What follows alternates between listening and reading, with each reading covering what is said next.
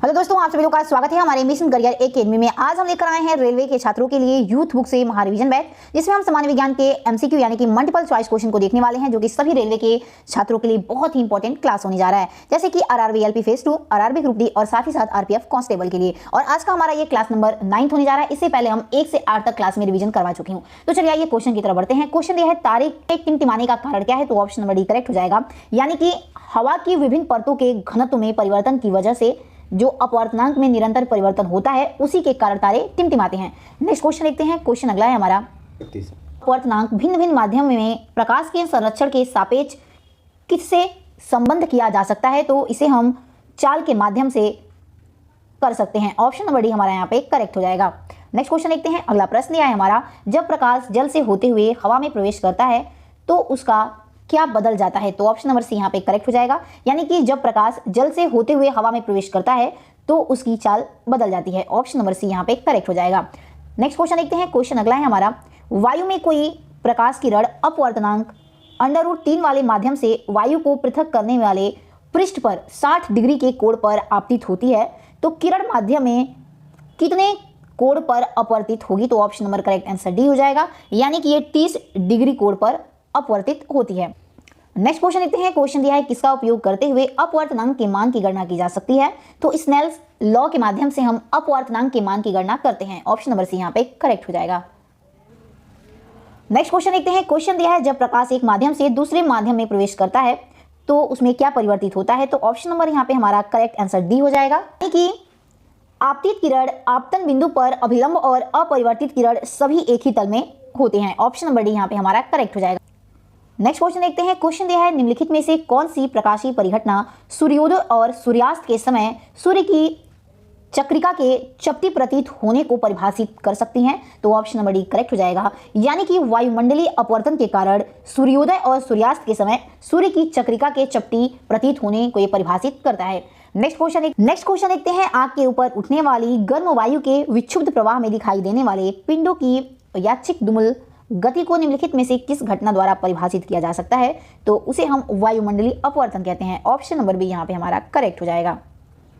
Next question देखते हैं। अगला प्रश्न है हमारा, बैगनी, हरे, नारंगी और पीले रंगों में से किस रंग का अपवर्तनांक सबसे कम होता है, तो नारंगी रंग का अपवर्तनांक सबसे कम होता है, यानी कि ऑप्शन नंबर बी यहाँ पे हमारा करेक्ट हो। नेक्स्ट क्वेश्चन है, रात्रि में तारे किसके कारण टिमटिमाते हुए दिखाई देते हैं, तो ये तारों के प्रकाश में वायुमंडलीय अपवर्तन के कारण वे टिमटिमाते हुए दिखाई देते हैं। ऑप्शन नंबर सी यहाँ पे करेक्ट हो जाएगा। नेक्स्ट क्वेश्चन है, यदि अपवर्तनांक का मान बढ़ता है तो क्या होता है, तो ऑप्शन नंबर बी करेक्ट हो जाएगा, यानी कि यदि अपवर्तनांक का मान बढ़ता है तो प्रकाश की दिशा में विचलन बढ़ता है। ऑप्शन नंबर बी यहाँ पे हमारा करेक्ट हो जाएगा। नेक्स्ट क्वेश्चन देखते हैं। अगला प्रश्न है हमारा, जल में डुबोए जाने पर कोई छड़ पात्र के अंतरा पृष्ठ पर चिपटी हुई प्रतीत होती है, तो ये किसका उदाहरण है, तो ये प्रकाश के अपवर्तन का उदाहरण होता है। ऑप्शन नंबर बी यहाँ पे हमारा करेक्ट हो जाएगा। नेक्स्ट क्वेश्चन देखते हैं। बारिश की बूंदों के माध्यम से सूर्य के प्रकाश के अपवर्तन के कारण एक इंद्रधनुष देखा जाता है, इसका अर्थ क्या है, तो इसका अर्थ सूर्य की रोशनी बहुरंगी है। ऑप्शन नंबर ए हमारा यहाँ पे करेक्ट हो जाएगा, ध्यान दीजिएगा। नेक्स्ट क्वेश्चन देखते हैं। वायुमंडलीय अपवर्तन के कारण क्षितिज के निकट देखे जाने पर किसी तारे की आभासी स्थिति उसके वास्तविक स्थिति से थोड़ी क्या होती है, और यह आभासी स्थिति किसके परिणाम स्वरूप तारे टिमटिमाते हैं, तो ऑप्शन नंबर इसमें करेक्ट आंसर सी हो जाएगा, यानी कि ऊंची और बदलती रहती है। ऑप्शन नंबर सी हमारा यहाँ पे करेक्ट हो जाएगा, ध्यान दीजिएगा।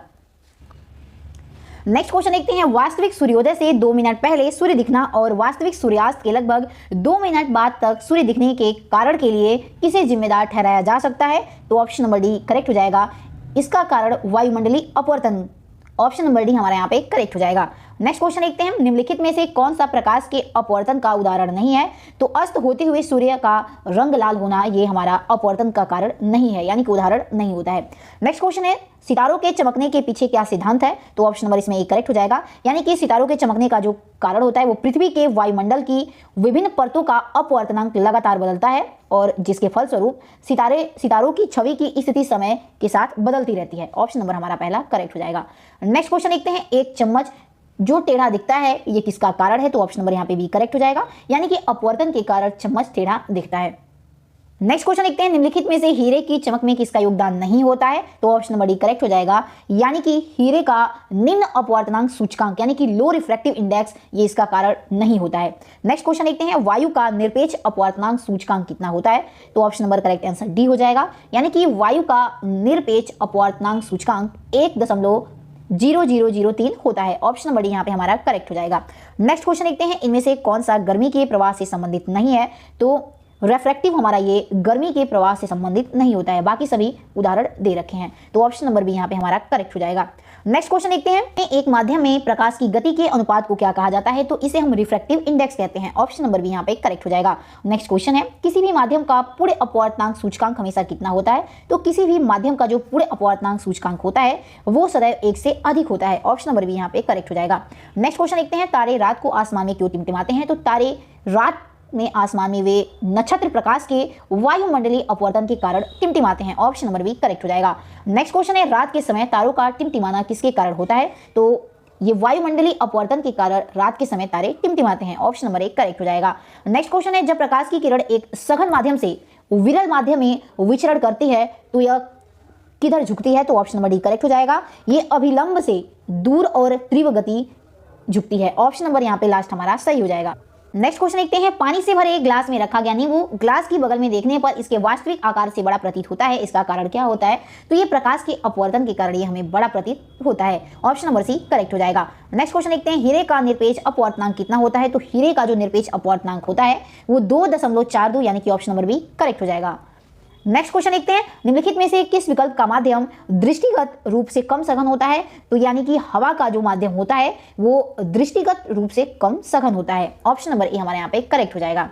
क्वेश्चन देखते हैं, सूर्योदय एवं सूर्यास्त के समय सूर्य दीर्घवृत्ताकार दिखने का कारण क्या होता है? तो ऑप्शन नंबर ए करेक्ट हो जाएगा, यानी कि सूर्योदय एवं सूर्यास्त के समय सूर्य दीर्घवृत्ताकार इसलिए दिखता है क्योंकि अपवर्तन का कारण बन जाता है। ऑप्शन नंबर ए यहाँ पे हमारा करेक्ट हो जाएगा। नेक्स्ट क्वेश्चन देखते हैं, जब प्रकाश विरल माध्यम से सघन माध्यम में प्रवेश करता है तो वह धीमा तथा कैसा हो जाता है? तो ऑप्शन नंबर डी करेक्ट हो जाएगा, यानी कि वो जब प्रकाश विरल माध्यम से सघन माध्यम में प्रवेश करता है तो वो धीमा और नॉर्मल की ओर झुकता प्रतीत होता है। नेक्स्ट क्वेश्चन देखते हैं, प्रकाश की किरण पानी से ग्लास तक जाती है, यह किसके कारण झुकता है? तो ऑप्शन नंबर सी करेक्ट हो जाएगा, यानी सामान्य की ओर और धीमा हो जाता है। नेक्स्ट क्वेश्चन देखते हैं, अगला प्रश्न है हमारा, जब प्रकाश एक सघन माध्यम से विरल माध्यम में प्रवेश करता है तो इसकी गति पर क्या प्रभाव पड़ता है? तो गति बढ़ जाती है। ऑप्शन नंबर ए हमारा यहाँ पे करेक्ट हो जाएगा।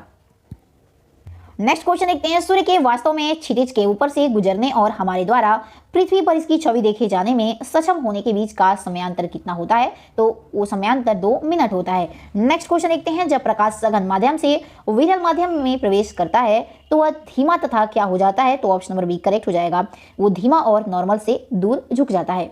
नेक्स्ट क्वेश्चन देखते हैं, निम्नलिखित में से कौन सा विकल्प कुछ निश्चित पदार्थ के अपवर्तक सूचकांक के सही आरोही क्रम को दर्शाता है? तो ऑप्शन नंबर डी करेक्ट हो जाएगा, यानी कि बर्फ, केरोसिन, बेंजीन और सेंधा नमक ये सभी हमारे पदार्थ अपवर्तक सूचकांक के सही आरोही क्रम को दर्शा रहे हैं। नेक्स्ट क्वेश्चन देखते हैं, निम्न में से किस माध्यम का अपवर्तनांक सबसे कम होता है? तो हवा का जो अपवर्तनांक होता है ये सबसे कम होता है, यानी कि ऑप्शन नंबर सी यहाँ पे करेक्ट हो जाएगा। नेक्स्ट क्वेश्चन देखते हैं, किस स्थिति में एक अभिलंबित किरण, आपतित किरण और परावर्तित किरण सभी एक सतह पर होते हैं? तो ऑप्शन नंबर बी करेक्ट हो जाएगा, यानी कि अपवर्तन तथा परावर्तन दोनों स्थिति में ही ये सभी होते हैं। नेक्स्ट क्वेश्चन देखते हैं, अगला प्रश्न है हमारा, किसके कारण आकाश में तारा टिमटिमाता दिखाई देता है? तो ऑप्शन नंबर डी करेक्ट हो जाएगा, यानी कि वायुमंडल द्वारा प्रकाश के अपवर्तन के कारण आकाश में तारा टिमटिमाता दिखाई देता है। नेक्स्ट क्वेश्चन है, किसी माध्यम में प्रकाश किरणों के झुकाव को क्या कहा जाता है? तो किसी माध्यम में जो प्रकाश की किरणों का झुकाव होता है उसे हम अपवर्तन कहते हैं। नेक्स्ट क्वेश्चन दिया है हमारा, दो माध्यमों के मध्य सीमा पर प्रकाश के मुड़ने की घटना किसके प्रभाव से होती है? तो दो माध्यमों के मध्य सीमा पर प्रकाश के मुड़ने की घटना ये अपवर्तन के कारण होती है। ऑप्शन नंबर सी यहाँ पे करेक्ट हो जाएगा। नेक्स्ट क्वेश्चन देखते हैं, प्रकाशिक तंतु किस सिद्धांत पर कार्य करता है? तो ये पूरे आंतरिक परावर्तन के सिद्धांत पर कार्य करता है। ऑप्शन नंबर बी यहाँ पे करेक्ट हो जाएगा। नेक्स्ट क्वेश्चन है, रेगिस्तान में यात्रियों को अक्सर पानी फैले होने का दृष्टि भ्रम होता है जहां वास्तव में कुछ नहीं होता है, तो इसे क्या कहते हैं? तो ऑप्शन नंबर ए करेक्ट हो जाएगा, इसे हम मृगमरीचिका कहते हैं। नेक्स्ट क्वेश्चन देखते हैं, एक वस्तु को एक अवतल लेंस के मुख्य फोकस पर रखा गया है, इनमें से कौन सा विकल्प निर्मित प्रतिबिंब के अभिलक्षणों को निरूपित करता है? तो ऑप्शन नंबर डी करेक्ट हो जाएगा, यानी कि आभासी और अत्यधिक छोटा निरूपित करता है। नेक्स्ट क्वेश्चन देखते हैं। कोई किरण उत्तल लेंस के मुख्य अक्ष के समानांतर आपतित होती है तो अपवर्तित किरण कहां से होकर गुजरती है? तो ये मुख्य फोकस से होकर गुजरती है।